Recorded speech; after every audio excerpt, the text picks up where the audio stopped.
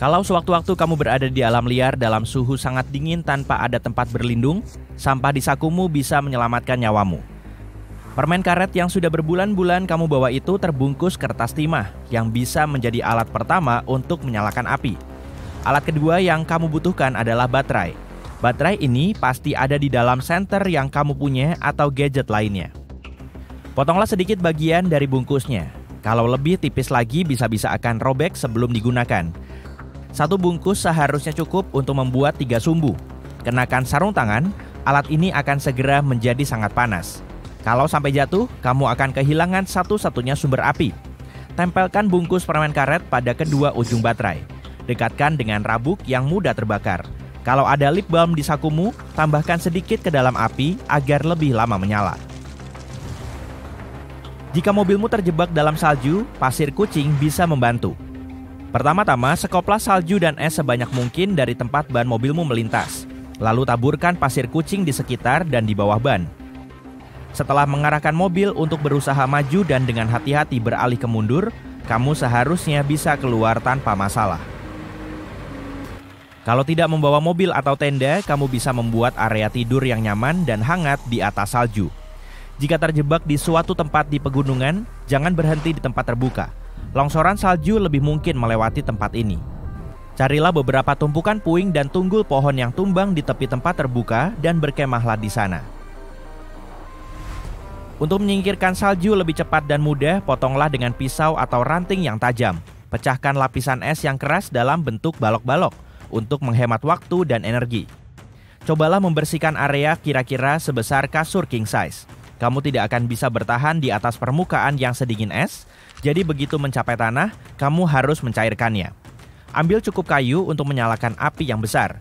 Kamu akan butuh api yang menyala selama berjam-jam untuk menghangatkan tubuhmu. Jika ada pohon pinus di sekitarmu, kamu akan mudah menemukan kayu fatwood. Ini adalah kayu kering yang penuh getah pinus. Kamu bisa menyalakan api di tunggul pohon dengan metode yang sudah kamu ketahui.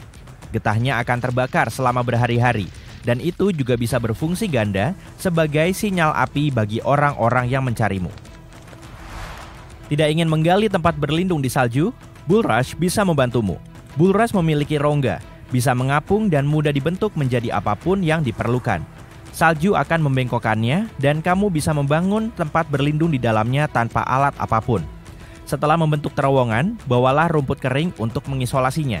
Ambil rumput yang banyak untuk membangun dinding yang kuat dan tebal. Tambahkan lebih banyak rumput ke atap dan jangan lupa membuat pintu rumput dan sisakan celah untuk ventilasi. Buatlah lubang-lubang kecil di langit-langit dan pintu. Saat hendak meninggalkan rumah menuju alam bebas di musim dingin, jangan kenakan pakaian atau kaos kaki berbahan katun. Bahan katun sangat mudah menyerap lembab dan kehilangan fungsi insulasinya. Jadi, jika kamu berkeringat atau basah kuyup karena salju, bahan katun akan membuatmu semakin kedinginan. Sebagai gantinya, kenakanlah beberapa lapis pakaian sintetis dengan lapisan luar yang tahan air. Dalaman panjang juga bisa dihitung sebagai lapisan. Pilihlah kaos kaki wool karena akan menahan kelembapan dalam tenunannya. Kalau tidak punya, kamu bisa mengenakan kaos kaki biasa dan dilapisi kantong plastik. Betapapun menggiurkannya, jangan memakan es atau salju. Ini bisa membuatmu dehidrasi karena tubuh membutuhkan lebih banyak energi untuk memanaskan dan mencairkan salju. Masukkan salju atau es ke dalam botol dan selipkan di antara sweater dan lapisan atas pakaianmu. Panas tubuhmu perlahan akan mencairkannya. Agar lebih cepat, masukkan salju ke ember atau panci dan cairkan di atas api. Kamu bisa membuat teh daun pinus kalau mengumpulkannya cukup banyak dan memasukkannya ke air yang baru mendidih. Minuman ini kaya akan vitamin dan antioksidan yang dibutuhkan sistem kekebalan tubuhmu untuk bertahan. Kamu bisa membuat tali dari akar pinus untuk mengikat bagian-bagian dari tempat berlindungmu atau menggantung makanan saat memasak. Gunakan tongkat untuk menggalinya dari tanah yang membeku dan pisahkan. Belah akar menjadi 2 dan tarik kedua ujungnya menjauh. Tali ini tidak akan terbakar dalam api panas, tidak seperti tali sintetis. Untuk menghangatkan tempat tidur musim dingin di rumahmu, isi botol dengan air panas dan letakkan di bawah selimut di bagian inti tubuh. Benar, bukan di area jari-jari kaki. Air akan memanaskan cairan vital yang mengalir ke seluruh tubuhmu, menjangkau semua bagian tubuh dan menghangatkanmu dalam waktu singkat.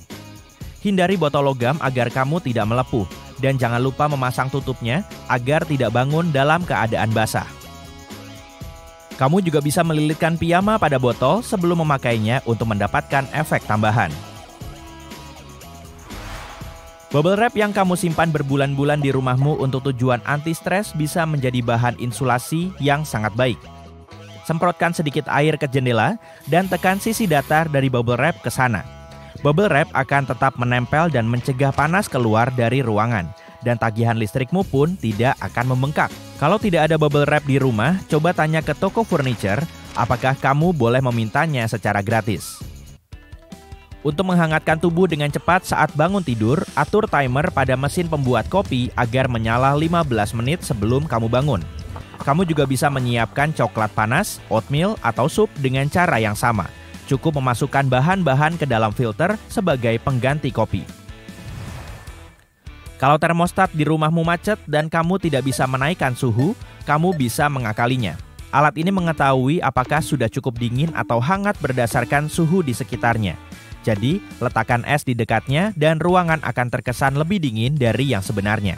Tapi jangan letakkan es batu langsung di atas termostat. Sekiranya kamu sudah menyiapkan pakaian untuk keesokan hari, letakkan pakaian-pakaian itu di lemari dan tambahkan selimut elektrik di atasnya. Nyalakan begitu kamu bangun tidur. Pakaianmu akan terasa hangat saat dikenakan, seolah-olah baru saja keluar dari mesin pengering. Dudukan toilet juga akan terasa hangat dan nyaman jika diletakkan kaos kaki di atasnya.